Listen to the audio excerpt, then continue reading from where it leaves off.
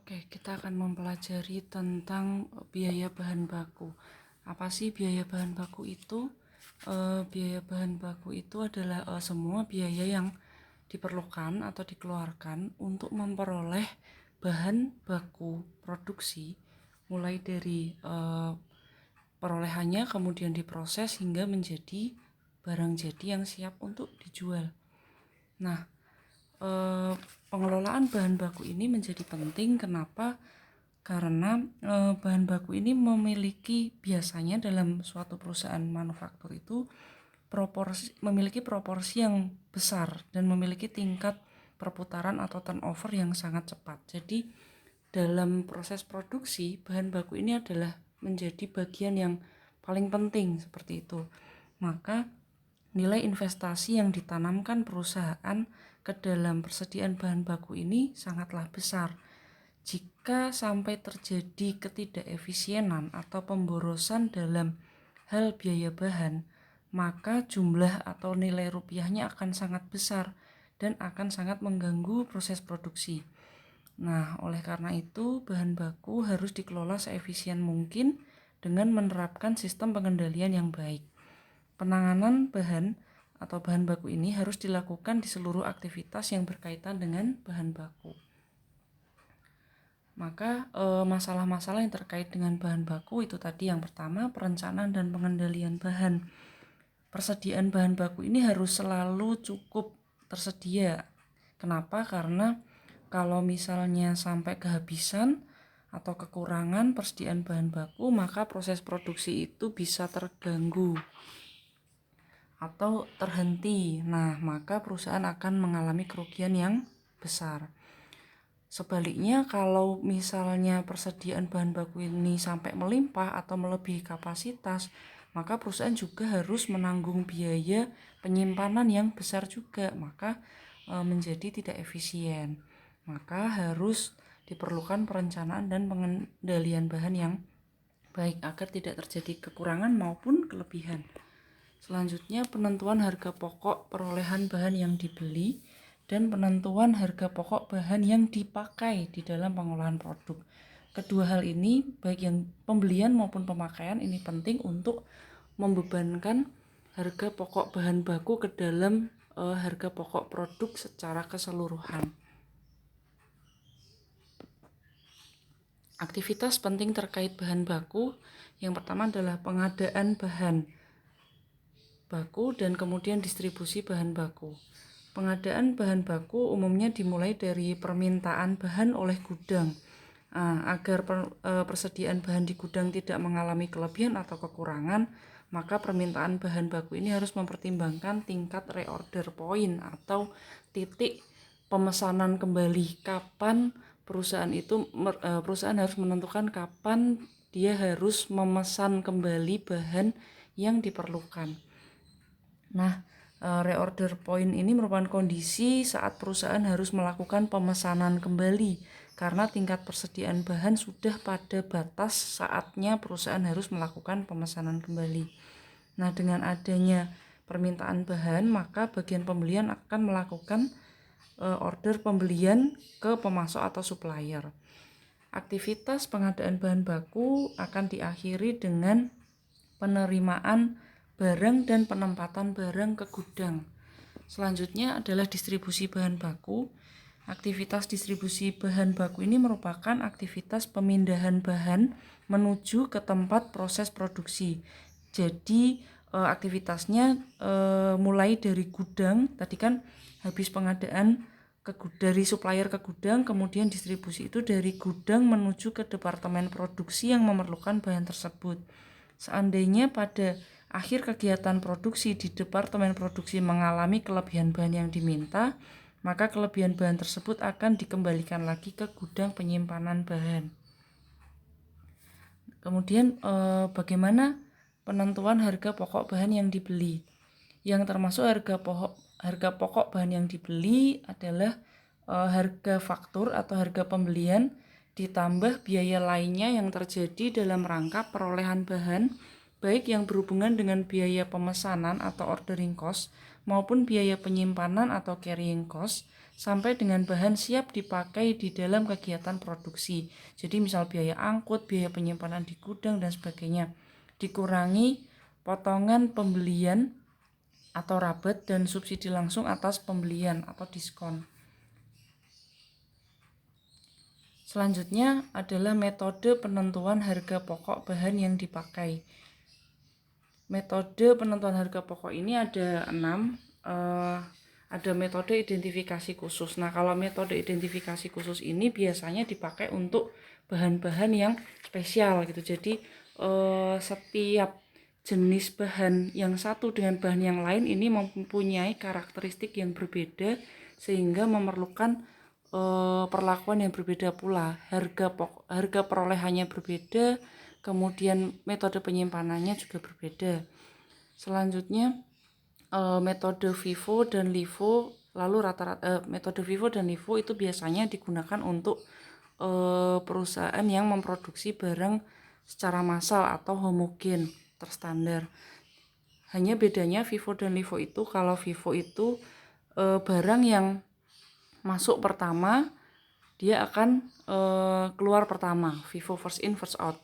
Jadi yang dilihat bukan barangnya tapi harganya. Harga pokok yang awal masuk itu akan diterapkan untuk barang yang keluar pertama. Jadi yang dilihat adalah harga pokoknya. Nanti kita lihat contohnya.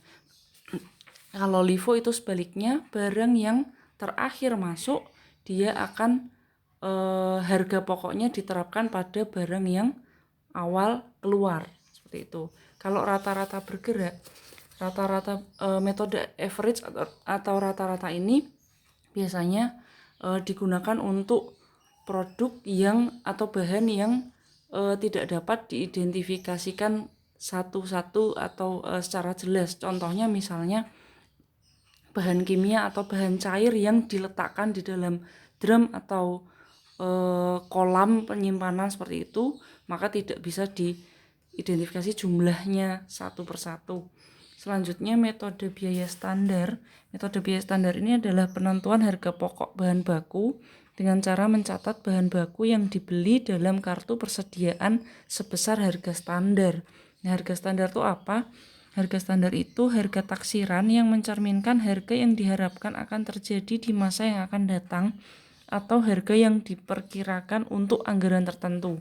Jadi harganya itu udah distandarisasi berapa sih yang akan kita pakai untuk masa yang akan datang yang sudah ditetapkan dalam anggaran. Selanjutnya metode rata-rata harga pokok bahan baku pada akhir bulan. Dalam metode ini pada tiap akhir bulan itu dilakukan penghitungan harga pokok rata-rata persatuan tiap jenis persediaan bahan baku yang ada di gudang. Nah, harga pokok rata-rata persatuan ini kemudian digunakan untuk menghitung harga pokok bahan baku yang dipakai dalam proses produksi bulan berikutnya. Selanjutnya kalau yang tadi itu adalah metode penentuan harga pokok. Selanjutnya metode pencatatan biaya bahan baku. Metode pencatatan biaya bahan baku itu ada 2, yaitu metode persediaan fisik dan metode persediaan perpetual. Metode persediaan fisik itu hanya dapat digunakan oleh perusahaan yang relatif kecil dan mengumpulkan harga pokok produk berdasar proses, di mana fisik persediaan masih memungkinkan untuk diawasi secara langsung oleh manajemen perusahaan. Sedangkan kalau perpetual itu umumnya dipakai oleh perusahaan yang relatif besar, baik menggunakan harga pokok pesanan maupun proses. Nah, bedanya metode persediaan fisik sama perpetual kan dulu udah pernah kita bahas ya waktu mata kuliah akuntansi dasar.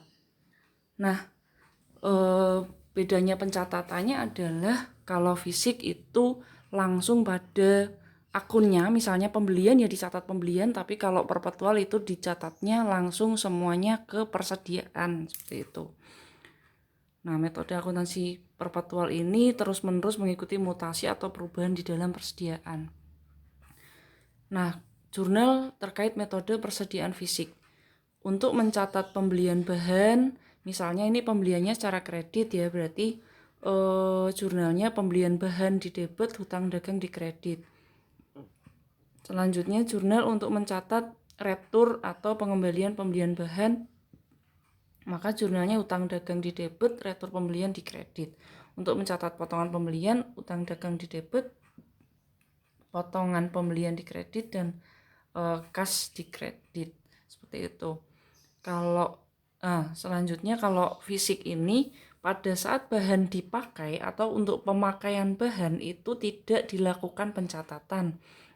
Pencatatannya baru akan dilakukan pada akhir periode. Ingat ya, pada saat pemakaian bahan tidak perlu dilakukan pencatatan untuk metode fisik. Pencatatan baru akan dilakukan pada akhir periode.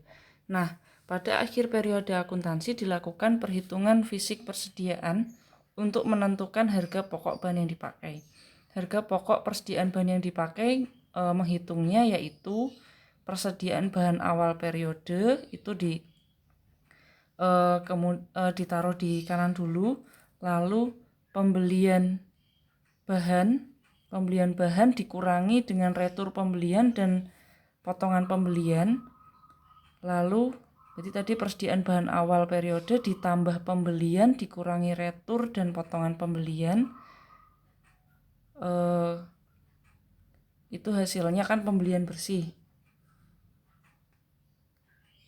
Oke, kita ulangi ya. Persediaan bahan awal periode itu ditaruh kanan dulu, kemudian pembelian bahan dikurangi retur pembelian dan potongan pembelian, ketemu pembelian bersih. Nah, terus persediaan bahan awal periode ditambah pembelian bersih, ketemu bahan siap dipakai.